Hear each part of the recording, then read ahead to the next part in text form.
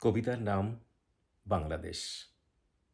জন্মের পর থেকে প্রায় ৫৩-৫৪ বছর ধরে এই কবিতাটা লিখবার জন্যে অনেক চেষ্টা করা হচ্ছে।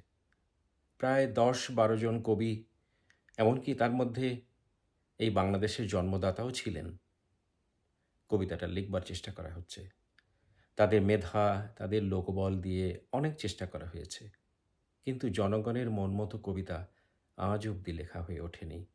কারণ কখনো জনগণ ভাবছে তাদের অধিকার কেড়ে নেওয়া হচ্ছে, তাদেরকে কথা বলতে দেওয়া হচ্ছে না, তাদের সম্পদ লুটপাট করা হচ্ছে, তাদেরকে সমান বিচার দেওয়া হচ্ছে না। তারপরে যিনি কবিতা লিখবেন তিনিই মানুষ, অন্যেরা সব পিপীলিকা। এরকম দমবন্ধ হওয়া পরিবেশ থেকে এবার প্রায় ১,০০০ যুবকের বুকের